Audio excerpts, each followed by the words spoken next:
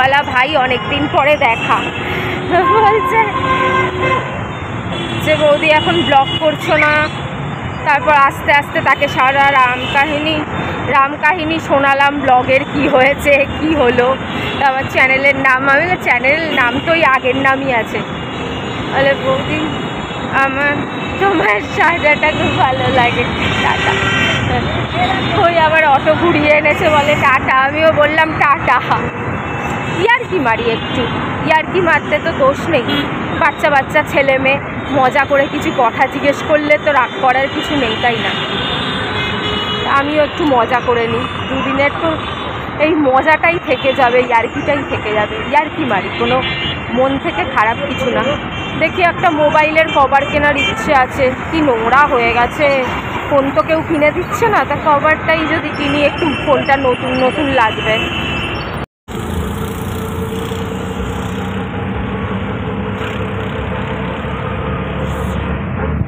ডাঙায় তো চলে এসেছি। ওরে বাবা, এ তো ভূতনাথ যাওয়ার লাইন, একদম লাস্ট। হ্যাঁ হ্যাঁ, মানে ওই সরু গলিটাও নামিয়ে দেবেন? ঠিক আছে। কত?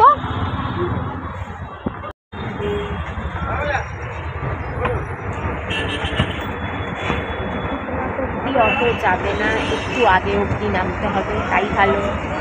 একটু হেঁটে চলে যাব, হাজিরা লাগাতে যাব, লাইন দিয়ে তো মাথায় জল ঢাললে আজকে সারা দিন রাত যেভাবে ভিড়, মানুষ হেঁটে হেঁটে যাচ্ছে, অটো বুক করে যাচ্ছে, ছোট ছোট টেম্পু, ছোট হাতি গাড়ি করে যাচ্ছে, অনেক ভিড় হয়ে যাবে, অনেক ভিড় বোঝাই যাচ্ছে। তো আমি জাস্ট হাজিরা লাগিয়ে, ঠাকুর সব বোঝেন, হাজিরা লাগিয়ে চলে আসবো।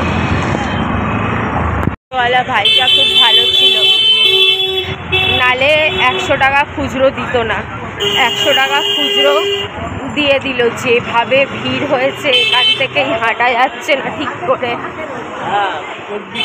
মারাত্মক ভিড় হয়েছে।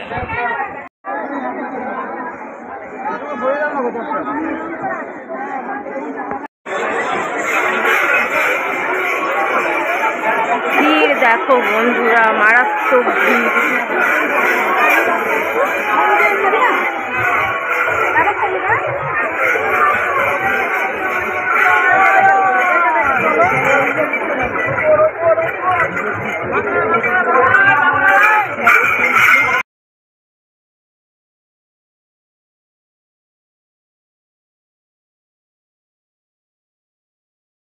ভেবেছিলাম হাতিবাগানে যাব, কিন্তু আর হাতিবাগানে যেতে হবে না, এখানেই পেয়ে যাব সব। যাব ভেবেছিলাম বন্ধুরা, তো হাতিবাগানে আর গেলাম না, হাতিবাগানে আর হাতিবাগানে আর গেলাম না। এখানে সস্তায় পাইছি, যখন সস্তার মানুষ, গরিব মানুষ, এখন আমি সস্তায় নিয়েছি, অনেক সস্তায় পেয়ে গেছি। হাতিবাগানে হলে 100 টাকার নিচে নিতই না, কিছুতেই 100 টাকার নিচে নিত না। সব মেয়েরা ছেলেরা আমার ভিডিওয়ে চলে আসছে।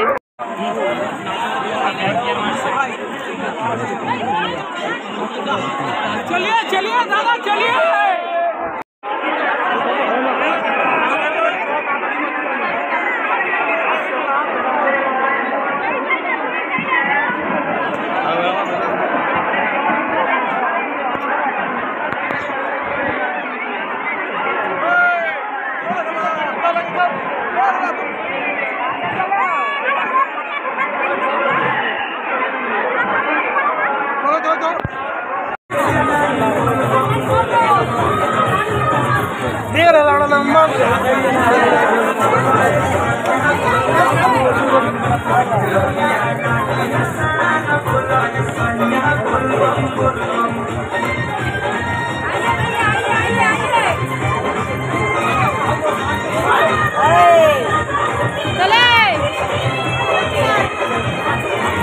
आगे से बोल जाना।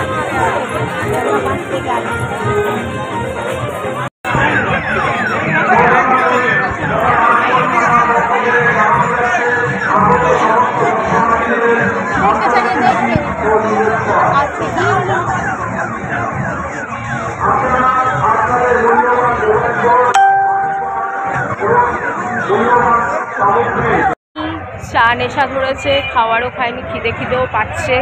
হাতিবাগান যাব ভাবলাম, কিন্তু সস্তায় যখন পেয়েই গেলাম লিপস্টিক, তার হাতিবাগানে কেন যাব, তাই আর গেলাম না। এত গান চলছে, সবাই সবাইকে আমরা দেখছি, সবাইকে দেখছি। এত ভিড়, ধাক্কা খাচ্ছি যে ভিডিও করা মুশকিল হয়ে যাচ্ছে। অটো আছে বলে শোভাবাজার অবধি যাবে। শোভাবাজার অবধি গেলে বাড়ি কি করে লোকে যাবে? সবাই কি শোভাবাজার অবধি যাবে? খালি বলে শোভাবাজার। চেষ্টা পাচ্ছে খুব। সামনে ফ্রিতে জল দিচ্ছে, একটু জল খাইলই যখন ফ্রিতে দিচ্ছে। বাবু একটা জল পাওয়া যাবে? Thank you. জল পাইছি, শরবত।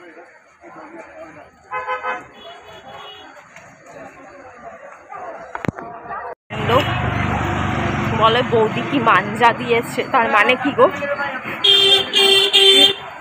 মাঞ্জা দিয়েছে মানে আমি তো ঘুড়ি ওড়াতেই পারি না। ঘুড়ির মাঞ্জা, তার মানেটা কি আমি তো সেটাই বুঝতে পারলাম না।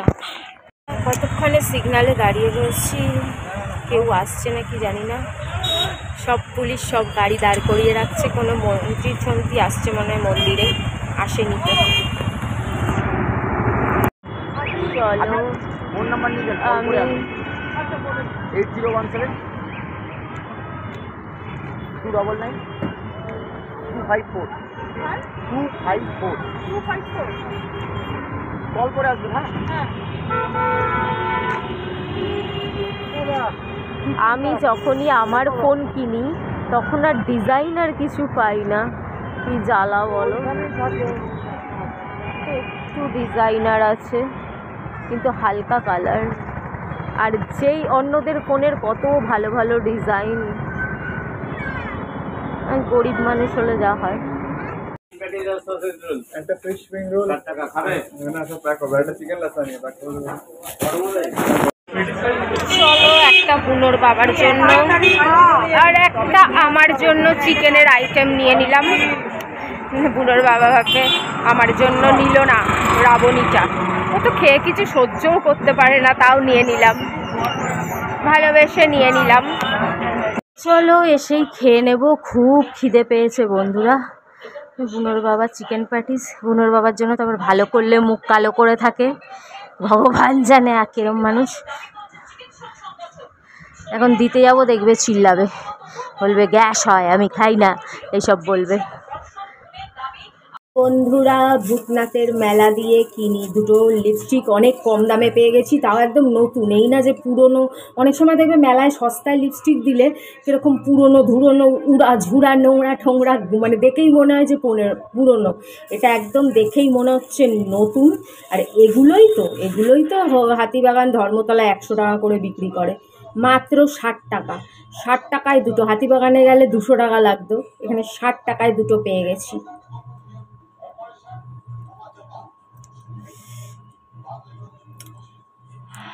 একটা পিঙ্ক কালার, আরেকটাও পিঙ্কিশ কালার, ঠিক পিচ পিঙ্ক, একটা পিচি পিঙ্ক, একটা একটু ডার্ক পিঙ্ক, দুটোই খুব সুন্দর বেবি কালার। একটা এই হালকা, একটা এই ডিপ, এই দুটো মাত্র 120 টাকায়। একটা একটু হালকা, একটা একটু ডিপ, দুটোই পিঙ্কিশ কালার। এই যে একটা ডিপ একটা হালকা, দেখতেই পাচ্ছ একদম নতুন, তাও 60 টাকা করে, এই না যে অনেক পুরনো। বুনোর বাবা বুনোকে খাওয়াতে পারেনি, কুট্টুস দিয়ে রেখেছে, মানে পেডিগ্রি দিয়ে রেখেছে, পড়ে আছে, কাঠি চিকেন স্টিক দিয়ে রেখেছে, পড়ে আছে। তো এসে এখন আবার বুনোর কাজ, বুনোকে খাইয়ে দিতে হবে, আমি তো না খাইয়ে রাখতে পারবো না ছেলেকে।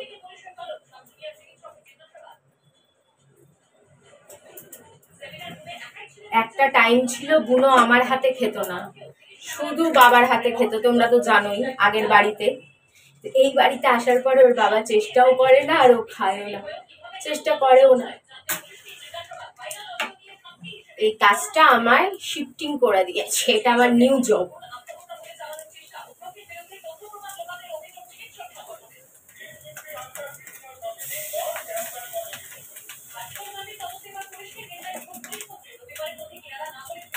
ঠান্ডা হোক তারপর খাওয়াবো।